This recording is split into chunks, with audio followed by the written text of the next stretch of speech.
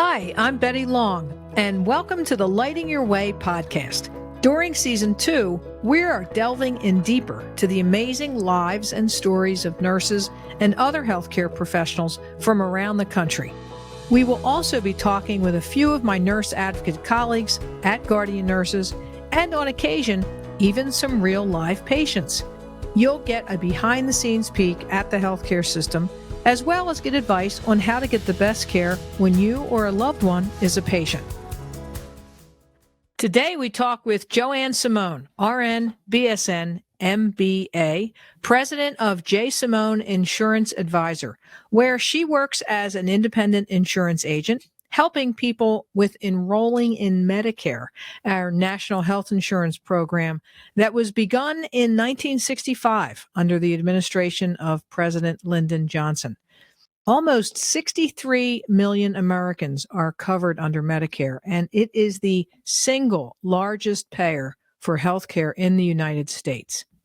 Joanne graduated from Misericordia Hospital School of Nursing in Philadelphia in 1971, got her BSN in 1987, and her MBA in 1989 from Wake Forest University. Her nursing career spanned 40 years, the last 10 of which were at Guardian Nurses, where she exemplified the role of the nurse advocate. Joanne's passion for helping people has never waned, as you'll hear in our conversation. Let's get to it. Hello, Joanne Simone, and welcome to the Lighting Your Way podcast. I am thrilled to be talking to you today about Medicare. Well, maybe not thrilled about Medicare, but thrilled to be talking to you. Welcome. Thank you so much, Betty. I'm very happy to be talking to you and honored to be asked to participate with your podcast. This is great to be providing this information for people. Absolutely. Absolutely. Particularly this time of year, which we'll get into, the open enrollment period. So, Joe, let's get started. So when you were actively working at Guardian Nurses, you refer to you as our, quote, Medicare expert, end quote. And most nurses don't know very much about Medicare or even commercial insurance. So how did you gain your knowledge about Medicare?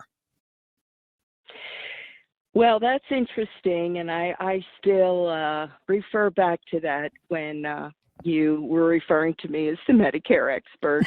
I actually, because it really started out of an interest an eagerness to learn. When I started with Guardian Nurses, it was a new venture for me in my nursing career, and I was always interested in learning new things. And I had the unique opportunity of having my mother, who was a great resource.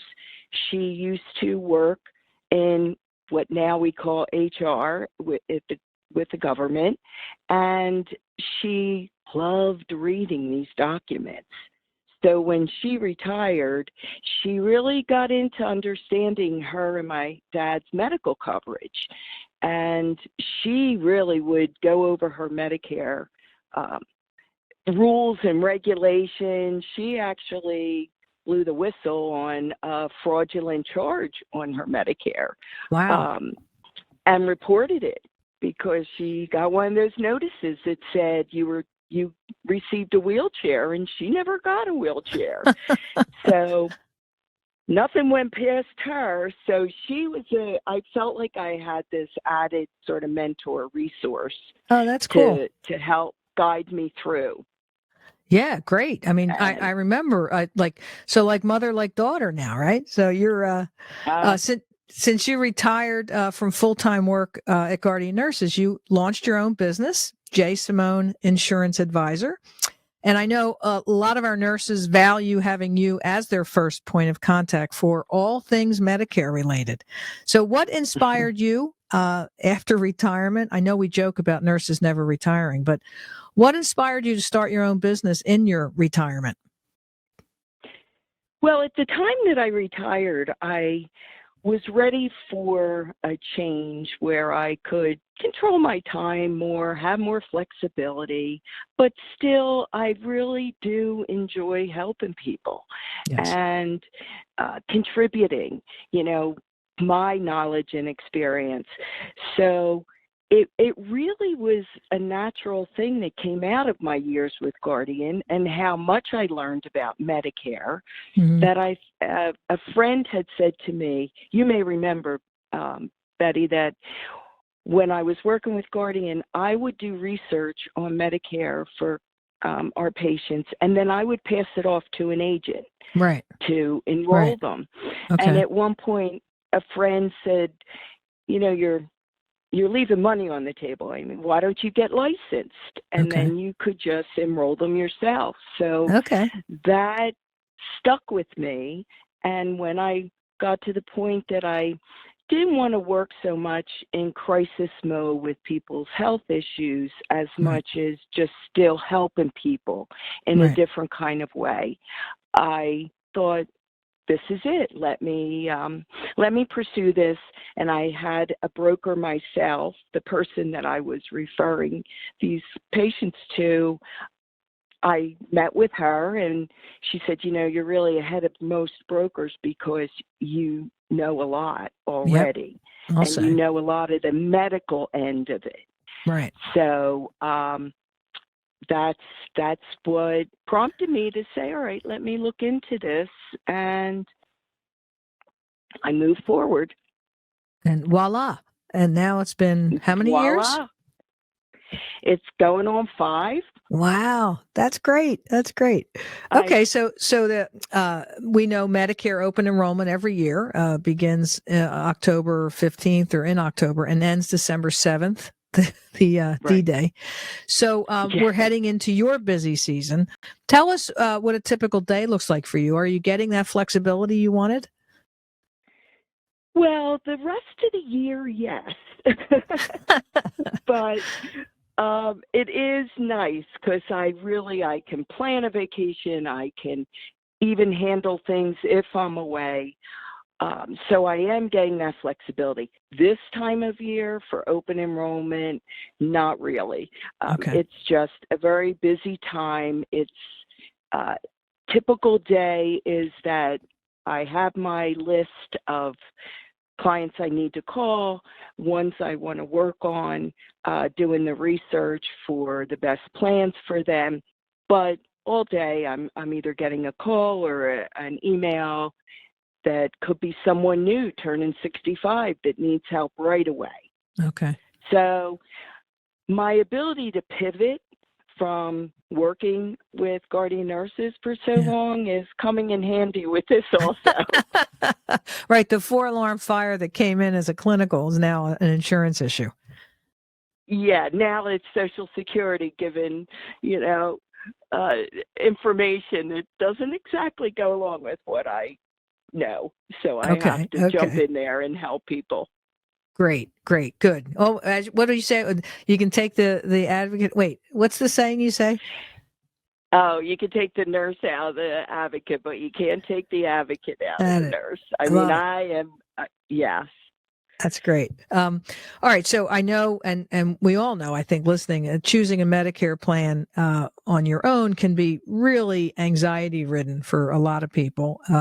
So many plans, so many questions, and of course, the bureaucracy of the federal government. So how do you help ease that anxiety for your clients? I like to start, first of all, with a conversation with them to let them know I am here to help them more than I'm not a salesperson. Right. I'm here to help them. People are skeptical and afraid that you're just trying to sell them something. Okay. But then from that, I focus first on educating. So, typically, especially with pandemic, I used to meet with people one-to-one. And then during the pandemic, I have Zoom calls as much as I can. Okay. And so I meet them face-to-face. They get to see who I am. And then I educate them. I teach them about the basics. I keep it simple. And I want them to have some understanding of what they're getting into because Medicare is quite different than major medical coverage. Okay. So that starts easing their mind. And while I'm educating them and simplifying it, I'm also reassuring them that not to worry. I'm going to guide them every step of the way. Right. Which has to be comforting. And I'm going to bet your experience, well, just being a nurse for 40 years has got to play into the fact that people will trust you more than they might trust the other broker. True? Yes, I really do feel that helps a great deal. And it helps me with my communication that I can talk more confidently with them. I intentionally still have my RN/BSN because I want people to know that I have that additional knowledge.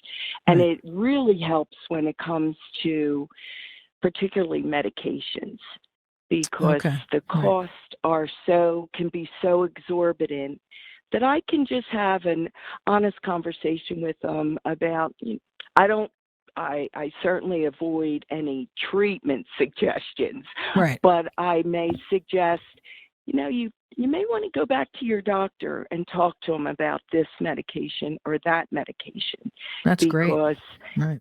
it is this expensive. Now, if I recently had someone who said, I have to have the brand for this and this, and I know that's going to be costly. So I know to ask a few more questions. Have you Okay. tried others? Did something happen? So I know, okay, they tried 2, 3 other medications. They need this brand. So with them, I will explain there is an appeal process. There are systems in place that maybe I can help you with getting this approved. Okay. That's great. Yeah. I mean, So, and that clinical experience has got to help and separate you, right? yes, and as you may recall, another thing I learned a great deal about and enjoyed doing was appeals Yes. to Yes. Yes. help overcome what insurance companies, freely denied. Yeah. Well, I still think Care, you're in the treatment. Guardian Nurses Hall of Fame, I think, for appeals. I think you're still number one. Yeah, I really, I took that on as a fun challenge that Right. let's show you that you say you're there to help a patient, but are you really? And so I bring that to the table too. This morning I had a client who's elderly, especially when people are,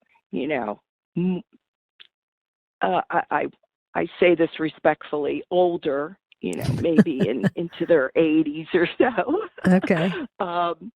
more mature. But her husband's in a rehab, and she said that someone mentioned to her about Medicaid. Do you know about Medicaid? And so from my knowledge, I was able to give her some direction on that, as well as say, call me if you get approved because this will impact your Medicare, and then I'll guide you from there. Very. And Yeah. just from her reaction, she said, oh, thank you. That gave me some peace of mind. Atta girl. Atta girl. So when we talk about Medicare, we always hear through the years lots of stories about Medicare fraud, mostly from providers billing for tests or visits that didn't happen, and recently, sadly, we heard stories of providers capitalizing from the COVID-19 pandemic. But when it comes to patients, right, to new Medicare recipients, what do you advise them to do to protect themselves from scammers? Well, my first suggestion is to be very cautious and aware, and I start this with folks turning 65 because inevitably they're saying, I'm getting so many phone calls, I'm getting so much in the mail. Okay. And that the first thing I do is advise them and show them, put it all aside, don't answer the calls because you don't know who that may be. Okay. And I reinforce with people from the beginning, call me with any question.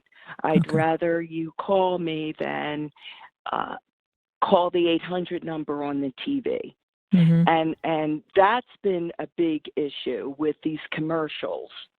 Okay. I get asked often about Joe Namath and what he's offering, and I educate them on what's missing from those commercials, that you have to have a lower income, you have to have Medicaid or other issues that they're not telling people. Right. And so I think it really still comes down to advising people, do not just call 800 numbers, beware, be alert. Okay. And I'm there as a resource 12 months a year, not Okay. just during this time. Right. Right. And I also keep in touch with people over the year.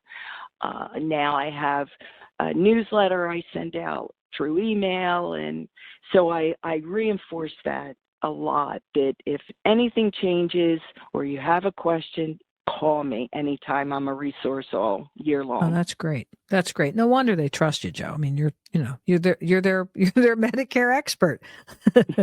Right in their back pocket. And I remind them, there's no charge for my service, and that's reassuring to people. I'm not out there to sell them. There's no charge for my service. That's actually illegal. We can't do that as an insurance broker. I explain how, if they do enroll through me, then I'll get a commission from the insurance carrier, but that I'm here to help them and to guide them. Great. And that I work with many different carriers, so I'm not just trying to sell them one product, whether it fits for them or not. Okay. Yeah, and I think what's most unique, and I think you've hit on that through the conversation, is that you're a nurse, right? And you've been a nurse for more than 40 years. You probably started when you were 10, so I don't want to give away your age. Of course, yes. Of course, and you bring all of that. Connie was teaching you from a young age. You're bringing all of that nursing experience to each interaction with these folks, and that's got to help. So how does your approach to helping someone select a plan like different than someone who's not a nurse, right? You've alluded to the drugs, right? And kind of what's your intake process? Do you talk to patients about their, clients about their clinical needs? I do, to part of that initial education. I go over basics of Medicare, but then I have a simple form I created that compares their one option of, say, a Medigap versus a Medicare Advantage. And while I'm informing them of this, I'm asking them questions. What do you like about your current coverage? What don't you like? What would you like to avoid? How do you feel about your doctors? So I'm asking them information that then helps me to guide them. And it helps them as they're answering this and I'm explaining their options. Inevitably, they come back with, oh, you know what?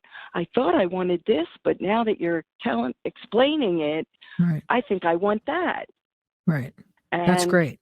So I walk them through, this is how, what's your life? Are you going to be traveling? I help them to think about the factors that would impact it. Yeah, and I think if I could give, cred to your instructors in nursing school, it would be like a nursing assessment, right? Because you can't help somebody until you know what's going on. And your experience at interacting with patients for, more than 40 years clearly is making a difference in your success in your own business. So kudos to your nursing instructors. Well, those old school nursing instructors did a good job. Those weekly care plans drummed it into my head. Right. But it comes in handy now. What are some of the biggest or top concerns that people have, if you can think of any, when they're selecting a plan? Well, of course, cost factor. Okay. and how much they're going to have to put out of pocket, because I'm acutely aware too that many of these people are on fixed incomes now. Okay. And so they're concerned about their costs, and I address what they can do for it to be more predictable in some cases than others. So Okay. cost is an issue. Their doctors, they want to keep their same doctors or specialists, Mm-hmm. or they want flexibility. They don't want to deal with networks. Okay. It is fortunate that people have had experience for years, and so I use that to say, okay, let's talk about what you, as I said, like or disliked from your coverage before. Mm-hmm. And then I also ask them about additional things. Do you anticipate something coming up in the future? Are your knees bad? Do you think you're going to have replacements? This is where the nurse comes in too, because I'm thinking they're going to be in rehab and they're going to have therapy rehab charges if they Right. go No, one great. direction Yeah. versus another. Or I ask them, do you travel? Are you spending the winter in Florida and you want to have ease of coverage there? Gotcha. Oh, that's great. Those are good. Yeah, those are all the things that, you may not think about when you're looking online at a form, right? When you're just filling it out by yourself, to have somebody prompt you at what your needs are and looking downfield for those knees or hips. You want to get the best doctor to do it. So, and you want to make sure he's in network or she's in network. So, all right, besides, calling you first, which I highly recommend, what one suggestion would you offer someone who's nearing 65 and looking at Medicare?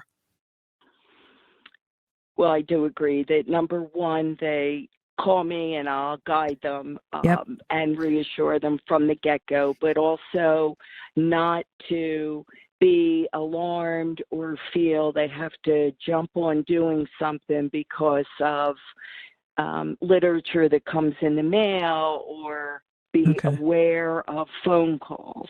Okay. Because there's the telemarketing business out there is kind of scary, because we're very regulated, but they're not as much. Oh, so okay. Be cautious. So when you're, what's the time when you should start thinking? Is it 64? Is it 64 and a half? Like, when do you recommend that people start getting their head around the Medicare decision? I think for some people, depending on your personality, I have some clients that at 64 want to know what's ahead. When do I have to? So I lay out a timeline for people of what they need to do when, especially if they may be turning 65 but still working. Okay. So that has a different impact. I'd say the latest should be 3 months before your birthday. Okay. Well, so good. 90 days before turning 65, they should give a call or start looking at it. But if someone calls me, oftentimes people want to talk when they're 64, just so they know what to expect. Yeah. Yeah. I mean, right. It's I guess prevention is worth, right? Like, do you want to make sure you're doing things right? I know that you've gotten calls, even when you were guardian nurses, where it was like, hey, I just turned 65 last week and I'm not signed up yet. Right. So you don't want those calls necessarily. Absolutely. I had one woman that was in her late 70s, still working, retired in a few days, and the company actually let her go without any coverage. Oh, yikes. So with a couple days, I mean, she actually ended up a month without coverage. Wow. Because Yikes. So yeah, I mean, you're good, but you can't turn the bureaucracy over on its head. Exactly. Right. And it's been a bit more challenging with Social Security and Medicare, reaching them and the access to them with the pandemic. So I really try to help people avoid that. Wow. Yeah. Well, I know that I hope you're still in business when I near 65, although that's not for many, many years. So how can, Wonderful, yes. you're on my speed dial. So how can folks get a hold of you that are interested in working with you? Well, I will give you my cell number, which I am open to people calling me. Leave me a message. If you don't reach me, I will get back to you. It's 267-716-4458, or email me at Joanne, Joanne, at Simone, Simone, insuranceadvisor.com. Great. Okay. Well, your email is out there now, Joe, and your cell phone is. So I guess I won't be talking to you for a couple months now because it's open enrollment. You'll be picking up the phone. You'll need support. What a great conversation. Thank you for joining us and sharing your expertise. I know that we could have talked for probably a lot longer on Medicare / Medicaid and all the things, but I wanted to at least talk about high level and talk about your experience with your business. So thank you, and good luck during this open enrollment season. Oh, thank you so much. I really appreciate the opportunity. Thank you. Take care. I look forward to speaking to you in the far future. All right, kiddo. Take care. When you need me. Okay, bye-bye. Bye-bye. If you have any questions that you would like us to address in a future episode, please email us at podcast@guardiannurses.com. That email again is podcast@guardiannurses.com. We would love to hear from you. Thank you for joining us this week. You can find the Lighting Your Way podcast on Apple Podcasts, Google, YouTube, Spotify, and Stitcher. If you liked what you heard, tell a friend and leave us a review.